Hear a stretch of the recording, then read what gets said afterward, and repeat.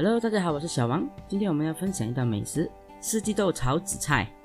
这道美食呢，平时在家我妈妈一个礼拜至少会炒1到2次的，是非常好吃的。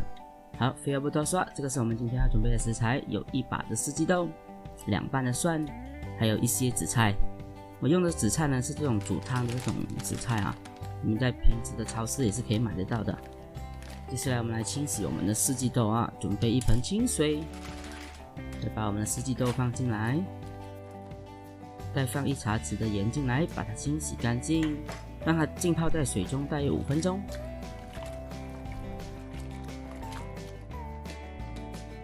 接着我们来处理我们的紫菜哦。紫菜这里呢，我使用了这一款紫菜汤的紫菜吧，我们需要撕成1小块1小块这样子。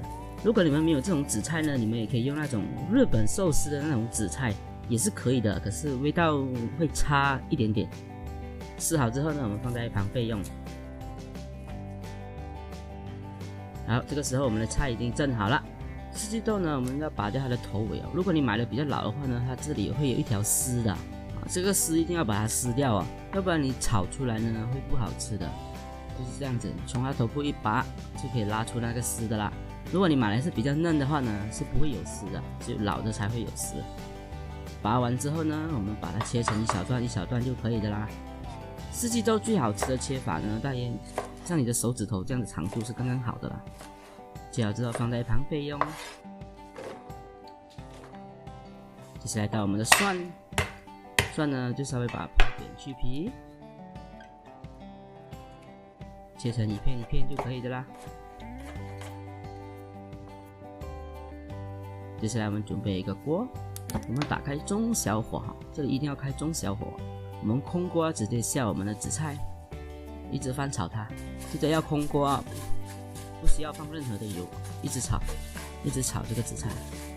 炒到1分钟多的时候，你稍微吃一下，如果还有脆脆的感觉呢，就 OK 的啦。先起锅放在一旁备用接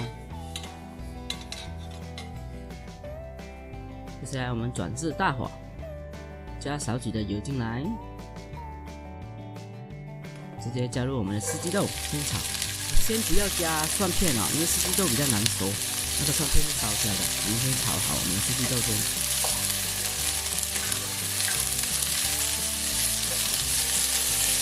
炒到它变色一半一半的时候呢，你再加入我们的蒜片继续爆炒。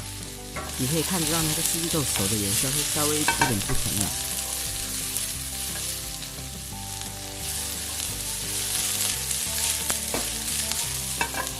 我们加少许的清水进来，盖上锅盖焖30秒。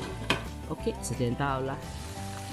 我们加入1/3茶匙的鸡精，1/3茶匙的盐，1汤匙的蚝油，再把它们翻炒均匀。至于这个咸度呢，你们自己衡量你们自己的口味。有些人比较重口味，有些人比较淡的。搅拌均匀之后呢，直接加入我们的紫菜，再翻炒均匀就可以的啦。好，如果你有喜欢这道美食的话呢，你们也可以再试试看如果有什么关于烹饪不明白的地方，可以在影片下方留言问我。喜欢的视频请记得按赞、订阅、分享给你的家人。我们下期再见。